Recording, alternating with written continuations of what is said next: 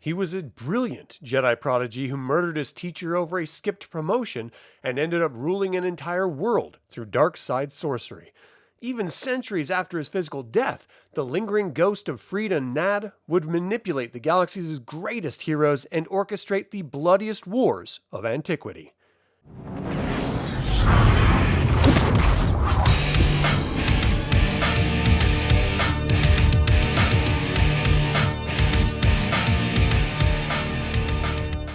Greetings, my fellow scruffy-looking Nerf Herders, and welcome back to the Infernal Brotherhood.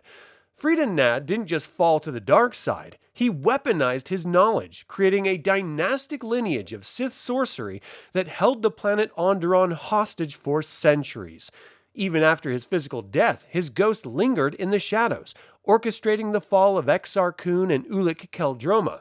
He was a master manipulator who played the long game from beyond the grave, proving that a dead Sith can be infinitely more dangerous than a living one.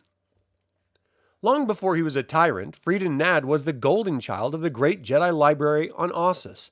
His raw power, insight, and rapid assimilation of Force lore astounded everyone, including the venerable Odan himself. The Masters openly agreed that Nadd was pacing to achieve the rank of Master faster than any student before him. But Nadd possessed a fatal flaw. His devotion was fueled by a desperate need for recognition. When the time came for the knighthood ceremonies, Nadd watched his peers advance while the Masters passed over him entirely. They saw the dangerous undercurrent of pride festering beneath his brilliant performance. Confused and deeply bitter, Nadd sought out Master Matta Tremaine, the Order's premier lightsaber instructor. He demanded to know what he had done wrong. Tremaine's response was characteristically cryptic. "Jedi must be willing to look into their own hearts and spirits. If you do not, you will never become a true Jedi." Frustrated by what he viewed as academic gatekeeping, Nadd's anger boiled over. He accused the Masters of being terrified of his potential and hoarding their power. To test his resolve and show him the limits of his emotional control, Master Tremaine ignited her blade and challenged him to a duel. Nadd fought with reckless, aggressive fury. During the intense exchange, he spotted a glaring opening in Tremaine's defenses and swung his blade in a lethal descending strike. But as the plasma fell, Nadd looked into her eyes and saw only profound calm, acceptance, and a strength he couldn't comprehend. Instead of learning humility from her sacrifice, Nadd's mind fractured under the weight of guilt and rage. He convinced himself that the Jedi had engineered the entire scenario to break him. Leaving Ossus behind in a fit of pure vengeance, Nadd set a course for the remnants of the old Sith Empire, determined to become the most powerful sorcerer the galaxy had ever seen. Nadd's dark pilgrimage took him across uncharted systems.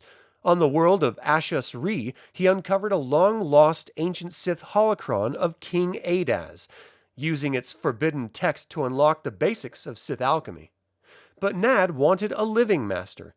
His search eventually led him to the dense jungle moon of Yavin 4, where the mutated Massassi warriors dragged him before the grand temple of the exiled Dark Lord, Naga Sadow. Recognizing Nadd's immense dark potential, Sadow awoke from his centuries-long stasis and took the fallen Jedi as his apprentice. Nadd spent years absorbing Sadow's darkest secrets, mastering the intricate arts of Sith sorcery. But the rule of the Sith had always been governed by absolute ambition.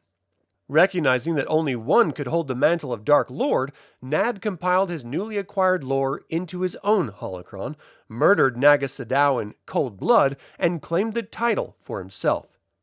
Armed with the ancient artifacts and unparalleled dark magic, Nadd sought a world to dominate. He found it on Onderon. Using his sorcerer's powers, Nadd overthrew the native monarchs and established a brutal, oppressive dynasty inside the walled fortress city of Iziz. To secure his rule, Nadd gave the citizens advanced technology to protect them from the monstrous predators migrating from the moon of Zun. Anyone who questioned his tyranny or rejected his Sith teachings was cast out into the wilderness to be devoured. This cruel policy birthed the Beast Riders, sparked a brutal centuries-long civil war that Nadd's forces could never completely stamp out. Nadd ruled as a god king for over a century until his physical body finally failed him. Though his mummified flesh was entombed beneath the royal palace, Freedon Nadd's spirit refused to cross over. His tomb became a massive nexus of dark side energy, warping the very atmosphere of Onderon. For generations, he whispered to his royal descendants, transferring his bloodline into a powerful dark side cult known as the Naddists. By 4000 BBY, the Beast Wars reached a boiling point. When a strike team of Jedi, including Ulic Qel-Droma and the Arcanian master Arca-Jeth, intervened to overthrow Nadd's dark successor, Queen Aminoa, Nadd's spirit struck back. He reasserted his influence through Aminoa's frail husband, King Amin. During a chaotic ambush at Aminoa's funeral, the Naddists stole the Dark Lord's sarcophagus. Nadd's spirit manifested openly, assisting King Omen and the Dark Jedi Warb Null in capturing and torturing Master Arca-Jeth.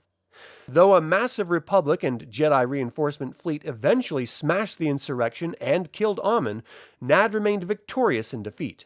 Before Arca-Jeth could use the light side to permanently banish his spirit from the planet, Nadd intercepted Seytal and Alimo Cato, two spoiled aristocrats from the Empress Teta system looking for dark side thrills. He handed them a trove of ancient Sith artifacts, ensuring his dark legacy would spread beyond Onderon. The Jedi sealed Nadd's remains in the feral moon of Zun inside an impenetrable tomb of Mandalorian iron, hoping the wilderness would keep his malice contained. But Nadd's ghost merely waited for the next dynamic puppet. He spent months training the Cato cousins from afar, turning their Krath cult into a fanatical military force that targeted the Jedi Order. Then came Exar Kun. Driven by an insatiable hunger for forbidden knowledge, the ambitious young Jedi broke into Nadd's Zun burial chamber. Nadd immediately recognized Kun as the perfect vessel. He manipulated Kun, guiding him to the ancient Sith homeworld of Korriban. Inside a collapsed temple, Nadd trapped the young Jedi and deliberately brought the ceiling down, shattering every bone in Kun's body. With Kun screaming in agony, Nadd blocked his telepathic link to his Jedi master, offering him a brutal ultimatum: submit to the dark side, or die in the dirt. Kun surrendered, and the dark side knit his bones back together. Nadd then guided his broken apprentice back to Yavin 4, orchestrating a series of trials where Kun subjugated the Massassi and mastered Sadau's ancient amulets. Nadd's ultimate centuries-old goal was finally within reach. He intended to force Kun to use Sith alchemy to forge a brand new physical body to house his spirit. But Nadd underestimated the absolute ruthlessness of his new student. Tired of the old ghost's constant manipulation, Exar Kun turned on his master. Channeling the immense amplified power of a newly recovered Sith amulet, Kun unleashed a catastrophic blast of pure force energy directly at the Spectre. Nadd recoiled in agony as the concentrated light and dark energies tore his spirit form apart. In his frantic dying moments, Nadd cast his spirit across the stars one last time to warn Seytal and Alimo Cato of Kun's betrayal, declaring them the true inheritors of the Sith before his consciousness was violently torn from the physical plane, casting him into the eternal torment of chaos. Freedon Nadd's physical body died in a bed of stone, but his ambitions altered the trajectory of the entire galaxy. He took a shattered, forgotten empire and condensed its malice into a weaponized philosophy, passing the torch directly from Naga Sadow to Exar Kun and Ulic Qel-Droma. He proved that pride is a fire that once lit can burn for 1,000 years. What do you think of Freedon Nadd's calculated manipulation of Exar Kun? Did he deserve his brutal fate at the hands of his own student, or was he the true mastermind behind the Great Sith War? Let me know your thoughts in the comments below. Thank you to my creator patrons Aaron Hardy and D. Robert Handy, producer patron David Galindo, developer patrons Chris Androu and Sam Ruiz, and all of the YouTube members. Until we convene again, my fellow scruffy-looking nerf herders, may the Force be with you.